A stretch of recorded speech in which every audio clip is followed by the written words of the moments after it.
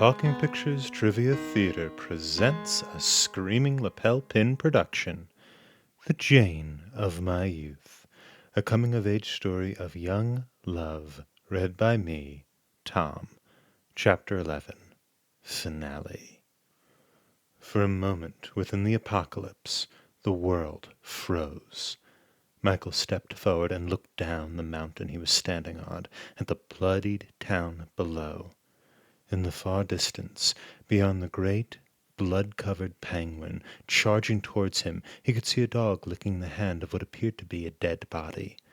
The dog licked for a time, then laid his head on the chest of the dead person, keeping still. Across the street from where he lay, an apartment building burned. Bodies streamed out the front door. Bodies fell from balconies, the fire illuminating the dog. Michael could see he was licking his owner's face. The image unfroze time. "Mom, we have to do something," he yelled to Jill. "This is the worship ground of the goddess Phoenix. There has to be something here we can use." I don't know. I think we might just be too late." "Wait," Jane said, stepping forward. "Dr. Mabusa and I found something." "What?" he yelled. "It's the pin. It can shoot a ray of power from it. That's what happened when we placed it into the magical rectangular prism. It shot a beam into the void, creating an opening into hell." "But what can we do? We don't have the prism." Jill stepped in. "I think I have an idea." "What?" "We are in the mountain of the regurgitating phoenix. Here we worship the divine forces of Kronos and Kairos. Maybe we can call on them." Jill began to pray. From the woods of the mountain emerged a cadre of women in gray robes. "Sisters," Jill called, "we need to pray to the goddess Phoenix." The women surrounded Michael in the form of a rectangle. They began to chant in Latin. "You guys are mine, see?"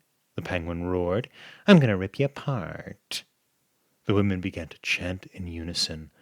The penguin lifted his wing and smashed a row of chanting women. Their blood and innards smacked against his and Jane's bodies. Responding in pure fear, Michael lifted the screaming lapel pin, still clutched in his hand. "Move away! Return to your home! We here embrace Her Majesty, the regurgitating Phoenix. I call upon her from her avatar that I embrace. Stand down, penguin." Michael held up the lapel pin. Nothing happened. "Oh, you have the pen, see? Well, my goodness, that has no power without the rectangular prism. Let Kronos reign." The penguin lifted the wing, ready to finally destroy Michael. Suddenly, Jane ran forward, putting her arms around Michael's head. "The pin, the box, they're just stand-ins for the people who fight in their name. Be the pin, and I will be the box." They both closed their eyes and kissed. Jane's body glowed with the power of the rectangular prism, and the power passed from Jane through Michael and burst through the pin. A tremendous scream echoed from the mouth of the phoenix as a bright ray shot out of its mouth and hit the penguin. "Oh no, see? You found love. Only love combined with a magnificent screaming lapel pin can defeat me. No!" The penguin's body heated with the power of the pin and suddenly exploded.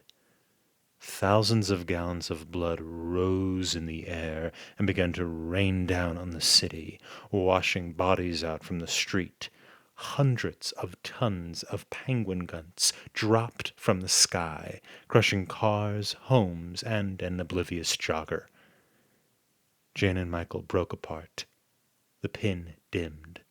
The scream stopped. "My God, you did it, Jane."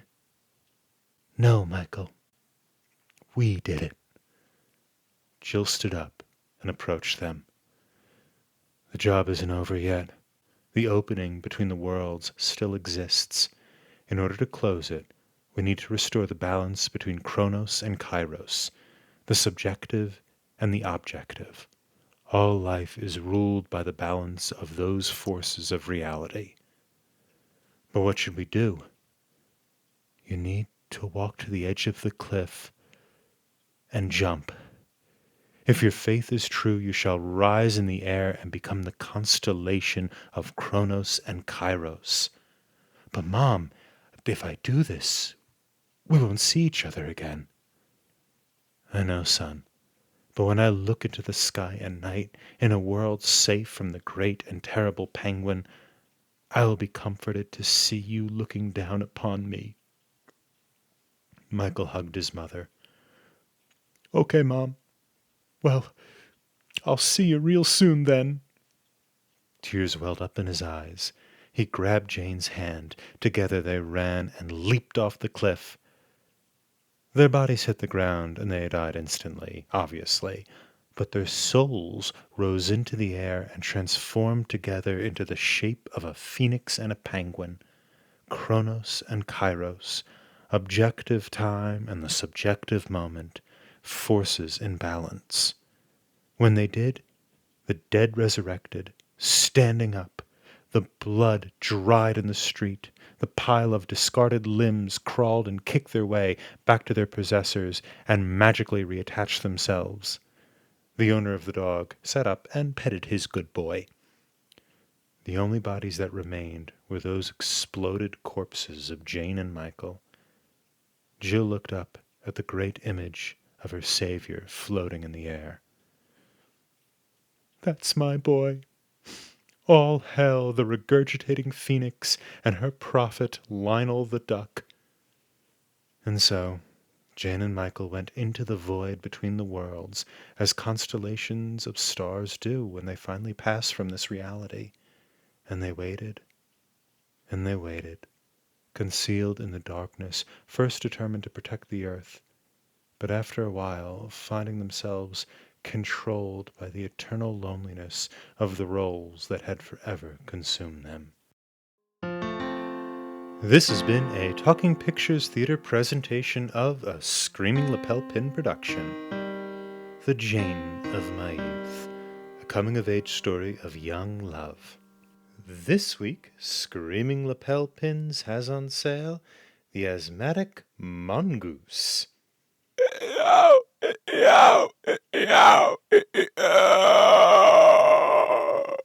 And lastly, I, Tom, want to dedicate this show to our best-selling pin, the Dilapidated Penguin. May our dark lord one day rise again. Pick one up wherever Screaming Lapel Pins are sold.